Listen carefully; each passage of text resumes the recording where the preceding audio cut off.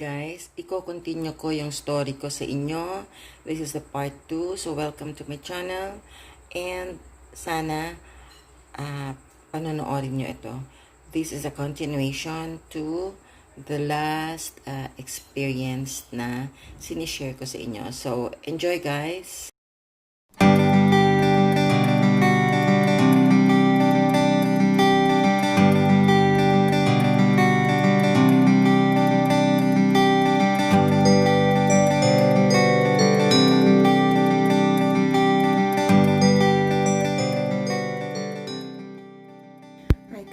Good evening. Kararating ko lang dahil pumunta ako sa KCC again. Alam nyo guys, wala namang ibang pupuntahan dito kundi ang KCC. So, pumunta lang ako at bumili ng actually, sinamahan ko lang yung kapatid ko.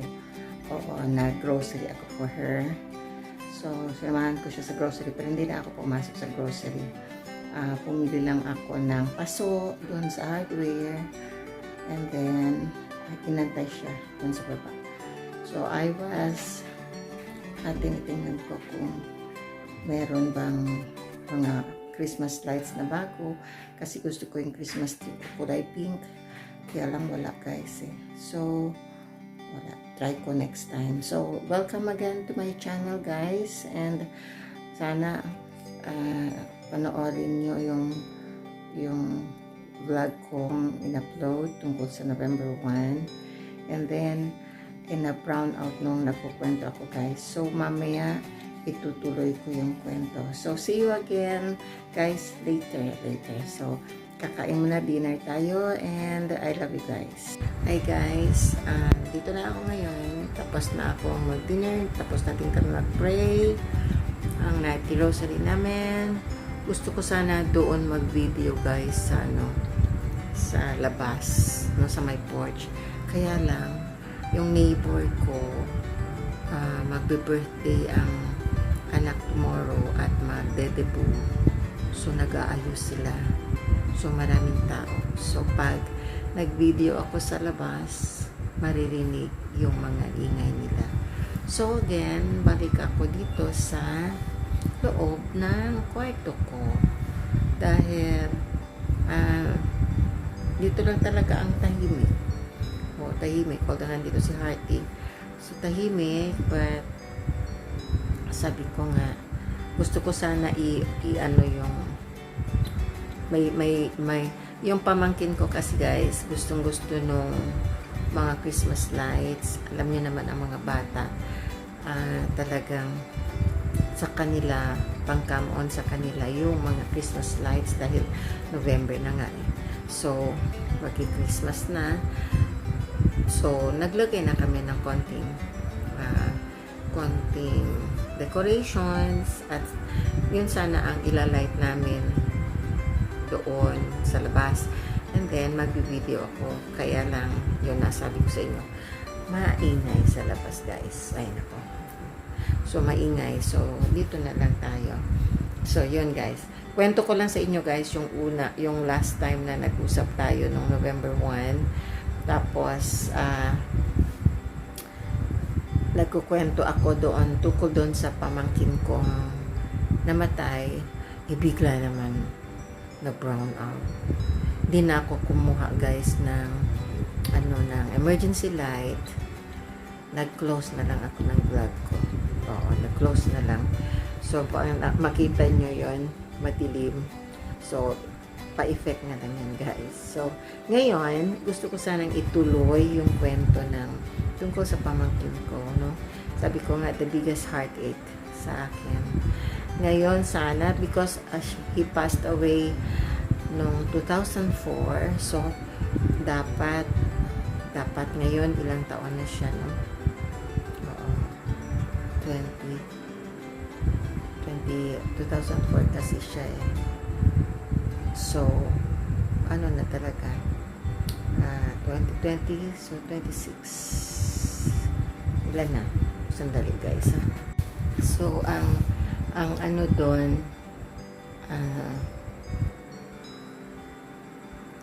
nung kinukwento ko, kung buhay siya ngayon guys, He could have been 28 ngayon, magto-29 na siya next year, February. So, ano talaga guys, yun ang ituloy kong kwento sa inyo ngayon. Kasi, nag-umpisa na ako doon. So, yun.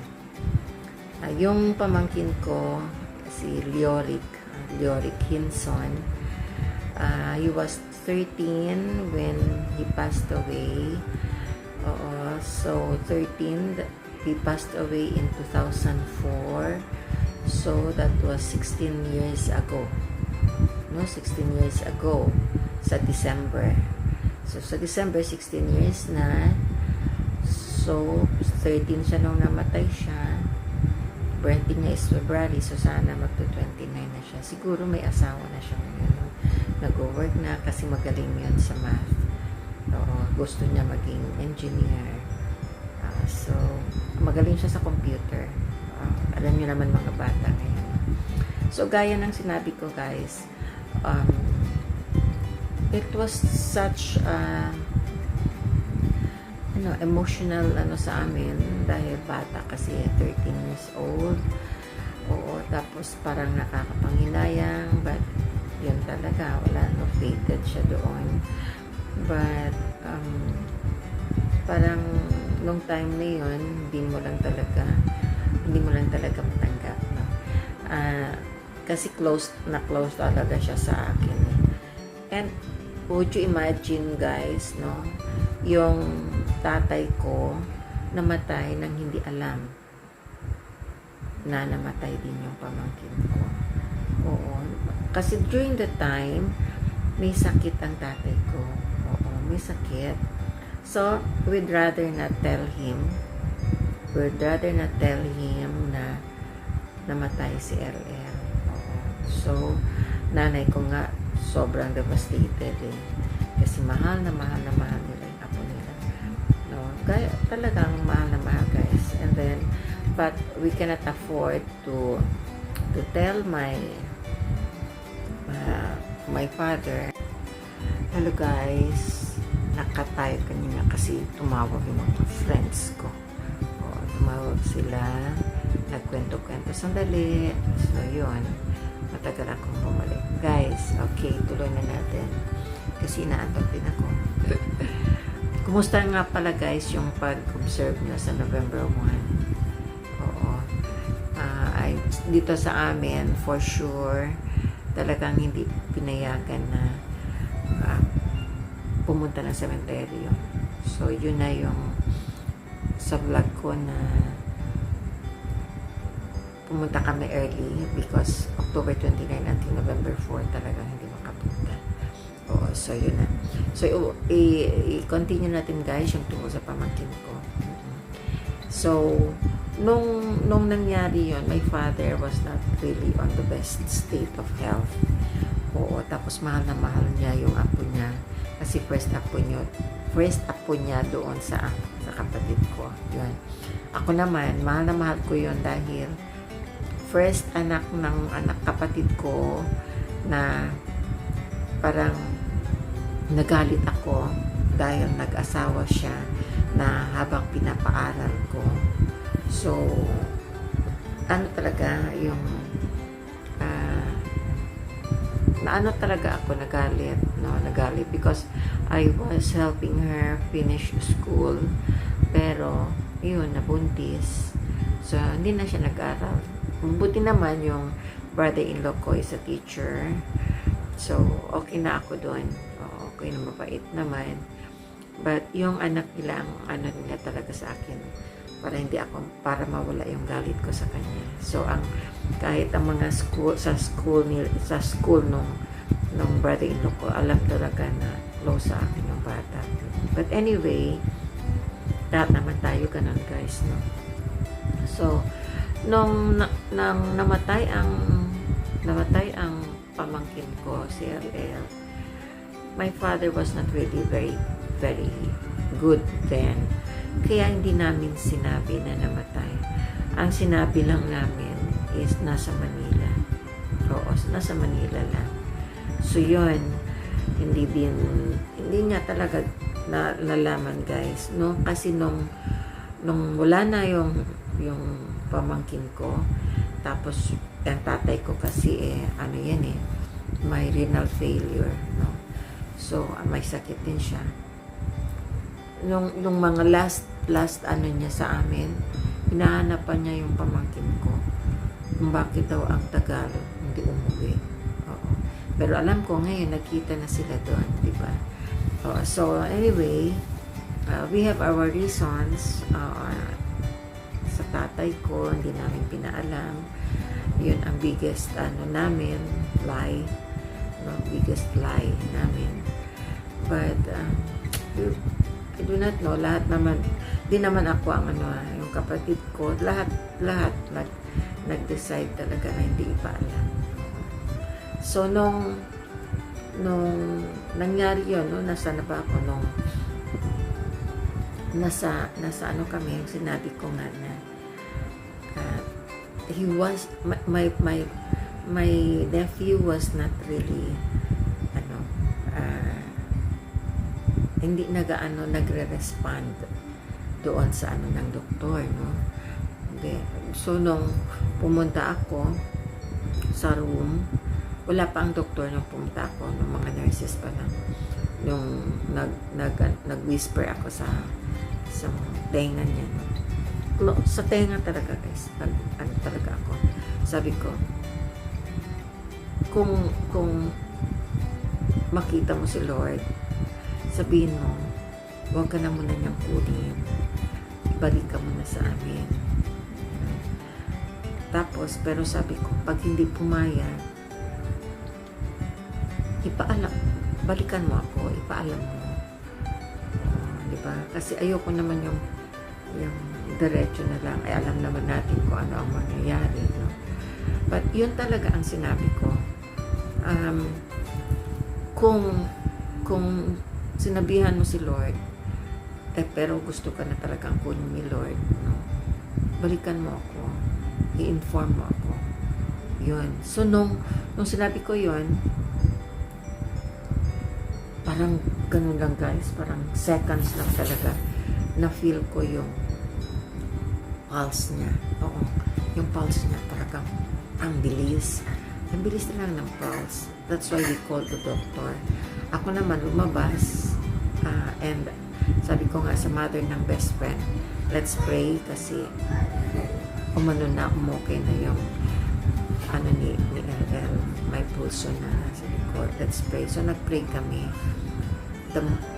Tamang-tama lang nung nag-end yung prayer namin, lumabas din yung doktor at sinabi niya that LL passed away. I was really devastated guys. Hindi ko alam kung ano yung everything was turmoil. Parang lahat ng sinasabi nila hindi ko maintindihan. Oo. Basta I was really devastated because one, nung pumunta ako ng hospital, hindi ko in-expect yun. Akala ko nga baldado lang. Normal na yun, nanay ko ang naghihilot. Pero nung ako na mismo nakita, I was parang hindi ako makapaniwala. Parang hindi ako makapaniwala. Parang bumabalik yung sinisisi mo ang sarili mo, because I remember during the time, December 14 kasi yun I remember meron kaming natanggap no grasya kasi mag-Christmas na, diba, dumadating na yung mga pambonus ng office. So may pera ako noon. Tapos para bang yung subconsciously sa office, para bang yung naisip ko na ay tawagan ko na sila LL para iparedy ko sila dahil dadaanan ko sila dahil i-blow out ko. Yung parang ganun nasa utak ko. O nasa utak ko yun. Pero dahil 5 pa ako umaalis sa office, hindi ko siya tinawagan. Siguro kung tinawagan ko siya, nagre-ready na sila, hindi na siya pupunta doon sa puno, di ba? Kasi nung sabi ng nanay niya, ng sister ko, nagising siya ng mga tanghali. And then, nagising siya mga tanghali, I think mga 1 o'clock. Tapos, bumili ng merienda, nakaupo doon sa may tindahan, and then, nalaman na lang nila na nandun sa may puno ng sampalok. Nandun. So, doon siya, na-disgrasya. So, yung parang biglaan, parang napakabigla. Oo. So, parang hindi ko talaga yung ma-accept. Oo. I was really devastated during the time. And then,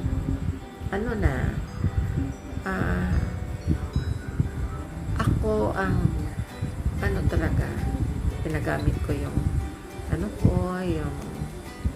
di ba tayo, bumibili tayo ng memorial, yung mga ganon. Pinagamit ko sa kanya, yung lugar, kung saan, siya, sa Forest Lake, ko din, doon ko din siya inilagay. So, parang, ko talaga. And what is, guys, parang, what is, doon is, I remember, nung ipasok siya doon, diba, yan, 2 kasi yun doon, sa isang lot, ang ginamit, yung, sa brother ko, ang brother ko yun, yung lot na ginamit sa brother ko, so 2 pwede doon, inano ko pala talaga guys, inisip ko talaga yung lot na binili ko, syempre sa akin yun but that was good for 2, diba? Namatay yung kuya ko, yun ang closest to me na brother ko, 3 lang sila lalaking brother ko, yun ang closest sa akin kasi dati matanda yun sa amin, kung ano yung hinihingi ko sa kanya dati, binibigay niya. O, nag-work na kasi sila. Binibigay niya. So, nung namatay siya, pinagamit ko yung lot ko. And then, ako lang yung nakakaalam, guys. Sinabi ko talaga, kami magkasama doon sa lot na yun. Parang ko lang na, kami, walang mag-ano doon, kundi ako, sa aming 2 yun. Tapos namatay yung pamangkin ko. So ang sabi nila, kinuha niya yung, kasi parang sinabi ko daw para sa akin yun doon. So parang inano yun ng pamangkin ko. Para bang anong tawag niya sa inyo, anong tawag nga yun, parang kinuha niya yung dapat ako na, kinuha niya yun dahil siguro gusto pa niya ako andito, gusto pa niya, so kinuha niya yung place ko. Parang ganun ang pag-explain sa akin dati because I was really devastated, and then wala, parang lahat inaano nila sa akin, tinan mo, mahal na mahal ka ng pamangkin mo kasi sabi mo sa kapatid mo, sa iyo, ikaw ang papasok doon, kinuha ni LL dahil siya ang pumasok doon. Kasi 2 lang pwede doon, di ba? So, parang in-extend niya yung life ko. Di ba? In-extend niya yung life ko. Dahil sinabi ko, akin yun. So, parang lang, ang ano nila is, parang yung explanation ng nila is, your nephew loved you so much that kung ikaw ang papasok doon, ayaw niya, siya na lang. Parang ang dami pang pwedeng gawin. Diba? So sabi ko naman, ang dami din pwedeng gawin niya. Baka, kasi matalino siya, very smart So, sabi ko nga, kung ngayon 29 na siya, siguro successful din siya. Kasi he's really very good and siya? Parang feel ko maging successful siya sa kung ano man yung tinahak niya o hindi man yun nangyari, di ba? So that's why it took me a while. 2004 nung namatay ang pamangkin ko, and then 2006 yung nanay ko, and then yung tatay ko na. Sila naman kasi may mga sakit. Meron naman tayong mga kanya-kanyang time guys, di ba? But yun pala kung oras mo na din. So yun ang ano ko sa pamangkin ko. Parang ang hirap bitawan because sa murang edad niya, 13 years old, marunong siyang mag-ano sa pamilya. Oo. Marunong siya. And ayun lang, close lang talaga siya sa akin. Close lang talaga. Sabi ko nga, diba, sabi ko sa last vlog ko, a week before,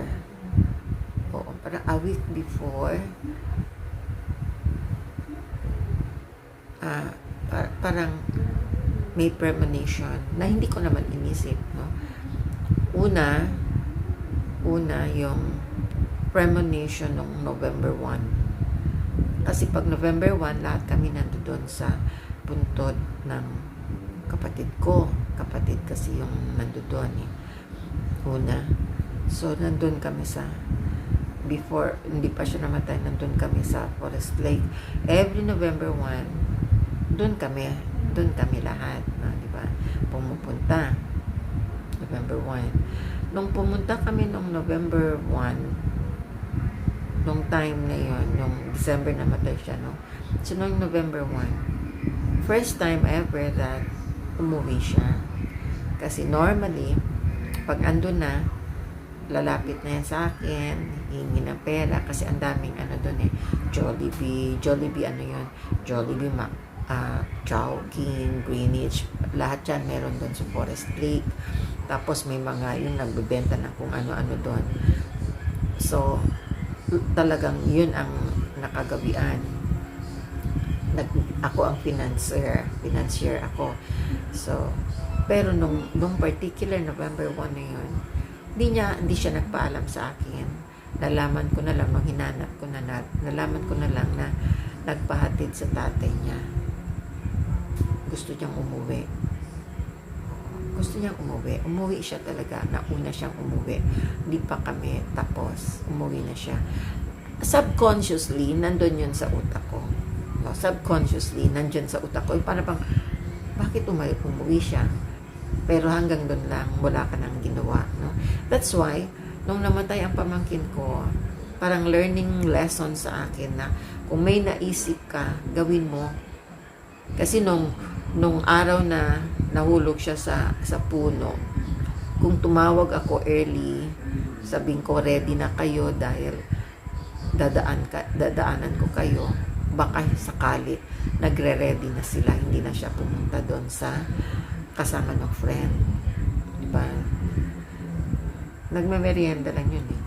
So parang pag sinabi ko, pag tinuloy ko yung nasa isip ko, I might have stopped, diba? Pwedeng mangyari, although sabi nila kung araw mo na rin. Pero parang sabi ko nga, if we will turn back the hands of time, para bang yung nung time na yon, nung naisip ko na ay tawagan ko na sila kasi may pera akong natanggap kami. Kasi magki-Christmas na yon, may mga pa-bonus na. Sabi ko, tawagan ko na sila para mag-ready na sila. Kaso hindi ko tinawagan dahil nga 5 o'clock pa ang alis ko ng office. Diba? So, kung nung tinawagan nila ako dahil nahulog, kung hindi nangyari yon, siguro tatawagan ko sila yung mga 4:30 na kasi ano na, paalis na ako ng office, tamang-tama lang, di ba? Nung naisip ko yon mga 2 o'clock, naisip ko yun pero hindi ko ginawa. So, who knows? Diba, kung natawagan ko. And then, ito naman balik tayo dun sa November 1 na yun, kung yung naisip ko, ay bakit bigla siyang umuwi, hindi man lang nagpaalam. Ay kung tinawagan ko, di ba? So, puro isip lang, hindi mo nagawa. Yung parang nag-stop ka doon. Bakit siya umuwi? Para wala lang. Ganon. Tapos, may paano si Mayor, alam ko, basta Christmas season, may mga activity siya si Mayor dito sa Zamboanga, si Mayor Lobregat pa noon. Doon sa beach niya, may mga, yung nagbebenta lahat ng mga parang yung fair, may fair doon na nagbebenta ng kahit na oo, parang isang linggong yan. So, nung after work, pumunta kami, first time din hindi siya sumama. So, yun ang mga premonition, na parang nag-detach siya. Oo. Ang sabi lang, nung time na papunta kami, ang lumabas lang, lumapit lang sa amin para sumama. Siya ay yung nanay niya. Sabi ng nanay, sabi ko, saan sa LL? Kasi he would occupy yung silya sa tabi ko, sa driver side, di ba? Nung tinanong ko yung kapatid ko, saan si LL? Sabi niya, ako na lang daw ang pupunta. So, yun. Parang yung bang piecing together. Kasi ganun pala yun, guys. Ang dami mong questions. Oo. Ang dami mong questions kung ikaw ang na-hurt ng todo-todo. Hindi mo kasi matanggap. Yun. So, parang ang dami kong questions. So, parang ako, bumalik yung time ko. Inisip ko kung ano yung mga na sana ginawa ko na hindi ko ginawa. Na sana tinanong ko pero hindi ko tinanong. Na sana nagtaka ako bakit hindi ako nagtanong. Yung mga ganon. So, yung niya, parang bumabalik lang, bakit hindi siya? Tapos sa wedding na, nung dumating ako galing Cebu, syempre hindi kami nagkita. Pumunta lang siya sa akin, hindi talaga nagsalita, pero pinakita lang niya yung itsura niya kasi nakabarong siya, mga bagets, nakabarong siya. Yun lang. And then hindi siya sumama sa kotse ko, sumama siya sa kabila. Yun. Ano na yun sa akin? That was already, those were premonitions already, that he was detaching. Yun ang kasi parang naisip ko talaga yun, guys. Inisip ko talaga kung bakit ganon. Tapos sinabihan ko na sila na bakit ganon yung feeling ko. Kasi nga, nagtaka ako dahil hindi na siya nagpunta ng bahay. O hindi na. Sabi lang daw sa nanay niya. Nanay lang niya nagsabi, sa Christmas, ang hingi. Ninang kasi ako, auntie pa ako, di ba? Sabi daw ng pamangkin ko, hingi lang ako kay tita ng pantalon, bagong pantalon. Yun lang ang sabi niya. Pero hindi siya nagsabi sa akin. So that's why, those were the times na I felt that he was detaching himself. Pero wala yun sa akin eh. Wala. Hindi ko talaga binigyan ng kahulugan. Yun. Why? My God, 13 years old, mag-isip ka ba na may masama mangyayari? Di ba? So, para sabi ko, normal lang yun na naisip ko, hindi ko lang tinanong. Kaso nangyari. Yun. So, ano talaga? Nag-detach siya sa akin. So, parang niready niya ako na masanay na wala siya. Yan. Na-feel ko yun. Pero walang question sa akin. So, para bang yung, uy, bakit hindi sumama sa akin dito? Siguro. Wala lang. Kasi sabi ko, darating ang araw eh. Ano na naman yun, sasakay na naman yun sa kotse ko. Yung mga ganun. That's why hindi ko binigyan ng kahulugan. But when he passed away, I pieced everything together. Parang inano ko na parang alam na niya na may mangyayari sa kanya. Oo. But, alam nyo guys, I do not know. Sabi ko nga, ang dami nating imperfections, di ba? But, I have been blessed. I have been blessed. Oo. At, ang dami ko rin mga instances na feel ko na sinave ako. Oo.